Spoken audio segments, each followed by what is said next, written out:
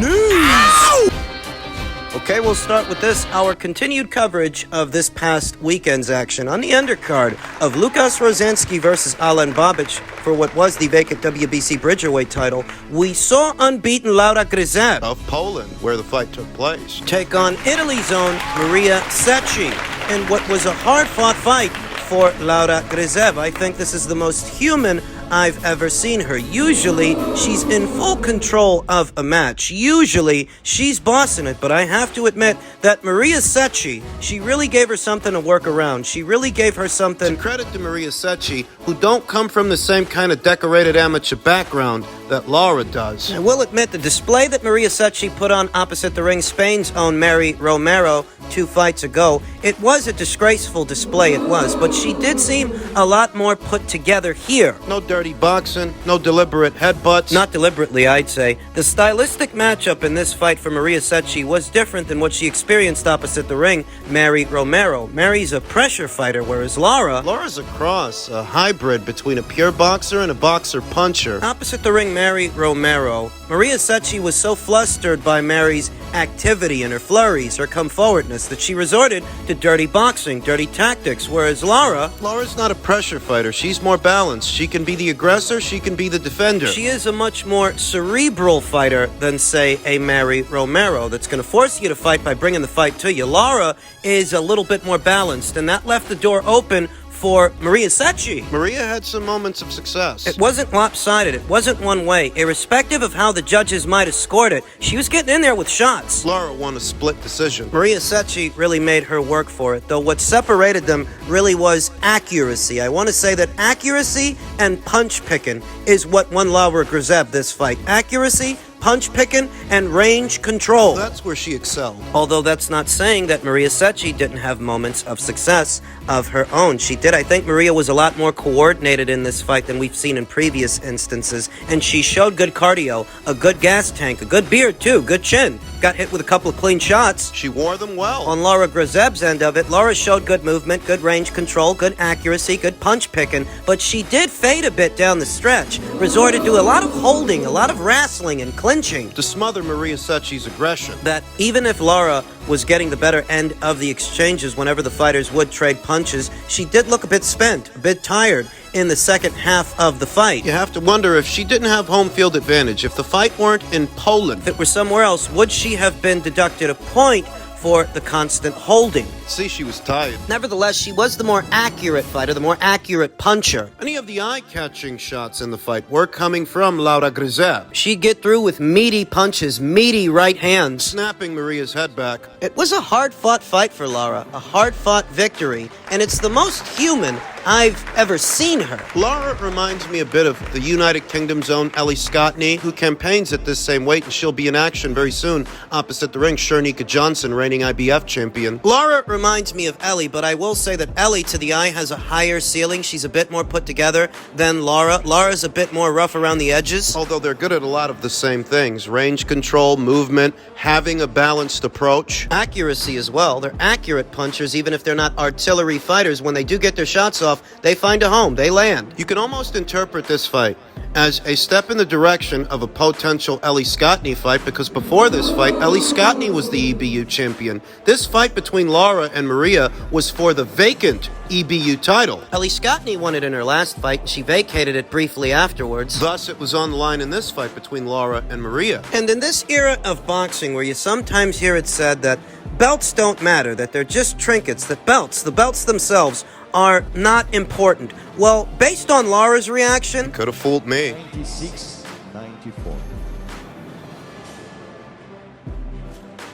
Ladies and gentlemen, by the split decision, EBU Super Bantamweight Champion is Laura! A więc jednak wyższa trwała, wygrała to nieznacznie na punkty Laura Grzyb i sięga po pierwszy tytuł. Tak jak myśleliśmy.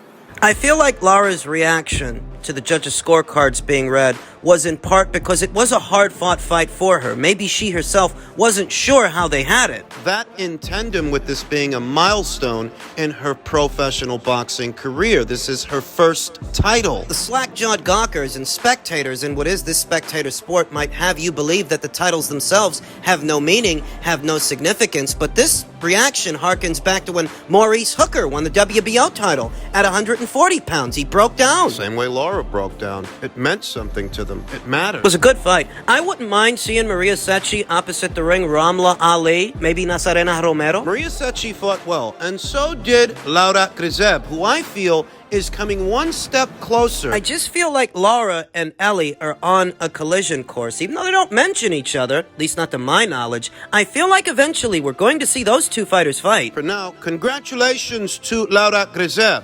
The prediction stuck, and she is this division's newly crowned EBU champion. Ben Shalom said after Martin Bakole's win that Wilder-Bakole is the fight to make and the division needs it. Your thoughts? You're having banter with me.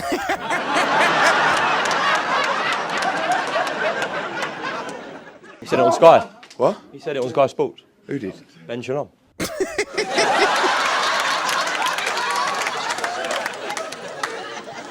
That Deontay Wilder against Martin Bakole? Okay.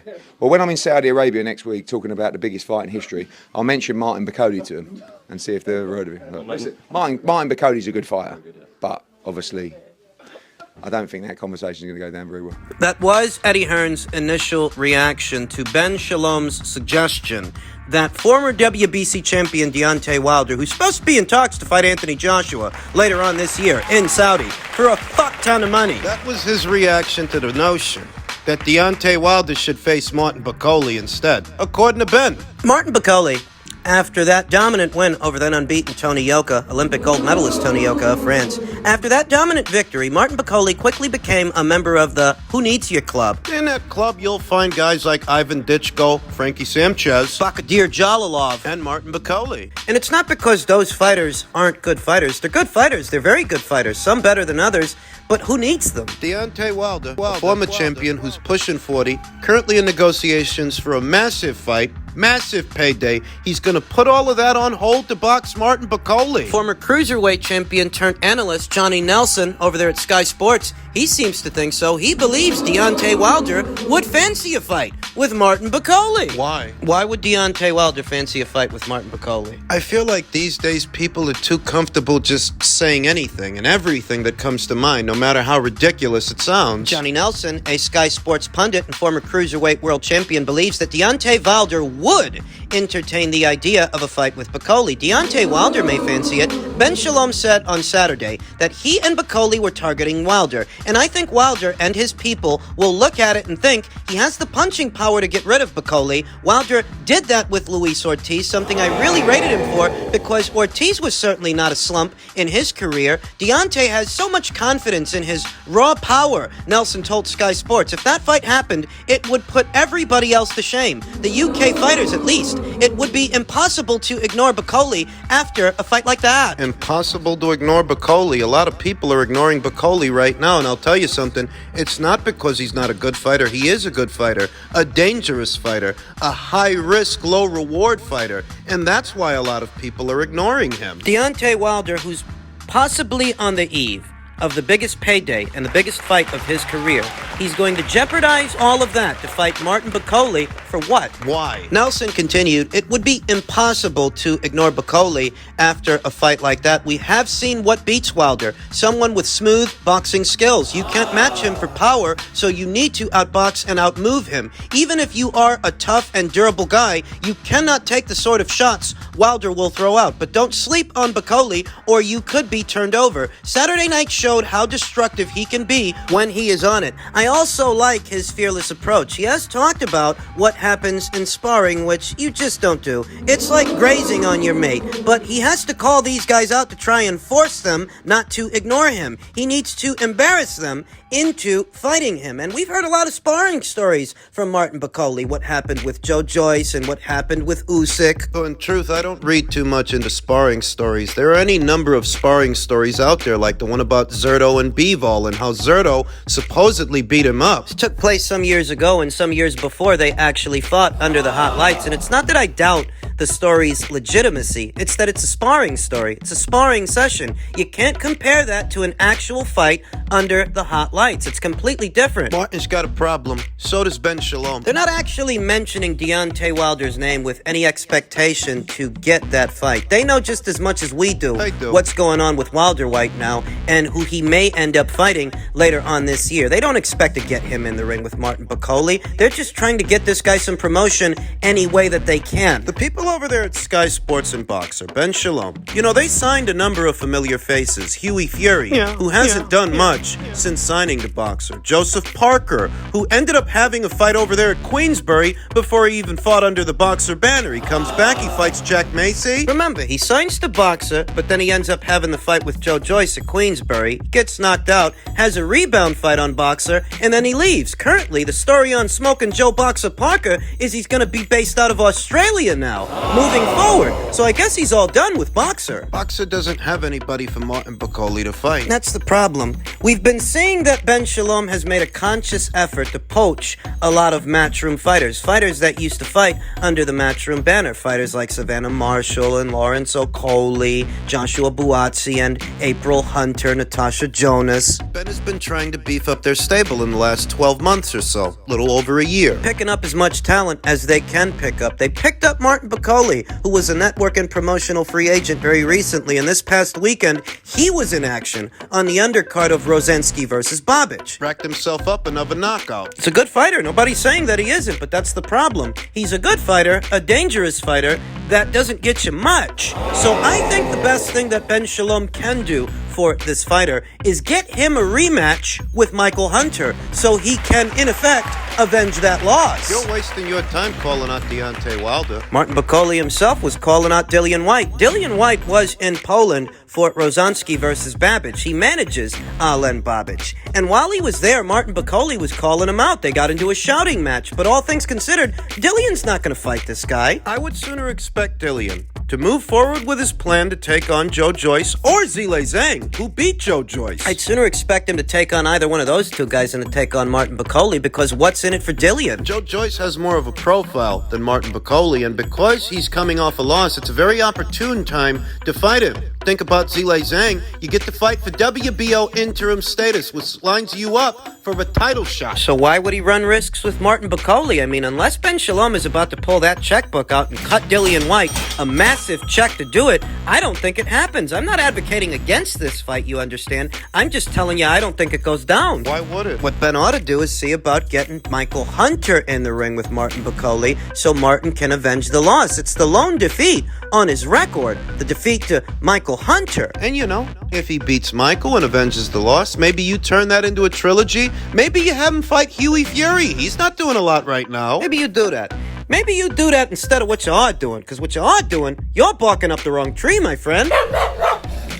Finally, just in keeping with the theme of all things heavyweight, sources say Tyson Fury is planning a July title defense in London. That's going to be awkward. I don't think that Tyson Fury has lost all of his supporters on the heels of the Usyk fight's collapse, but a sizable portion of the boxing community in the UK is still pretty pissed off. They're blaming him for that fight's collapse. I'm blaming him. Tyson Fury is planning a July return for a defense of his WBC title, sources told ESPN, with London's Wembley Stadium on hold for July 15th or July 22nd. Former heavyweight champion Andy Ruiz is in the mix for a Fury fight, as is China's Zhang, sources said. I've addressed this already. I don't know that Tyson Fury would run the risk of facing a crafty southpaw, a hard-punching one, that comes from a good amateur background like Zhang. Zhang's coming off a career-best win over Joe Joyce, then unbeaten. Big upset, you know. It was a good fight, an entertaining fight, but an Andy Ruiz fight is a much more winnable fight, and you could argue that Andy has more of a profile,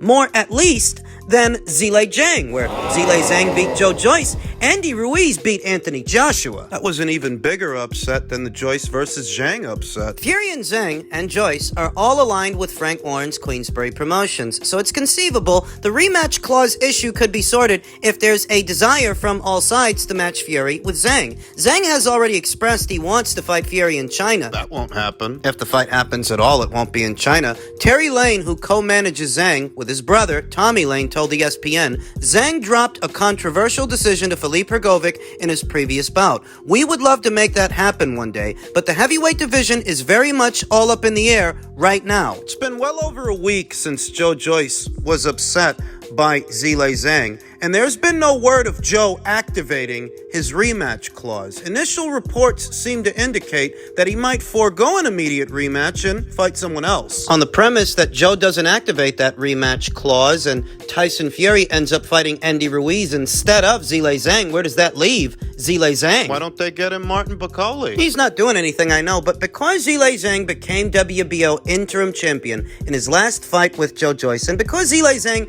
has a good number of lucrative options, more lucrative at least than a Martin Bakole fight, that doesn't seem realistic, even though I wouldn't mind seeing that fight. Bakole versus Zhang, or Fury versus Zhang. I wouldn't mind that either, especially now that Zhang's coming off that career best win over Joe. I like the idea of Fury versus Zhang. It's an interesting fight, more interesting at least than Fury versus Ruiz. That's a much safer and a much less intriguing fight than a Zhang fight because Andy Ruiz, his style. He ain't got the ingredients for a Tyson Fury fight. Tyson Fury's style, it's all wrong for Andy Ruiz. But that's why it seems likelier than not to me that Fury would fight him, that he would fight Ruiz before he fights Zhang. Who wants to willingly take on a crafty southpaw with a big left hand? It's one of those things you don't do it unless you have to. Fury doesn't have to. The name of Andy Ruiz hasn't found its way into this conversation by accident. It's by design. They're looking at that guy because they know stylistically Fury can beat him. Andy's a great combination puncher mid-range to inside, but he's got to get close to the guy for it to matter. And because he has slow feet,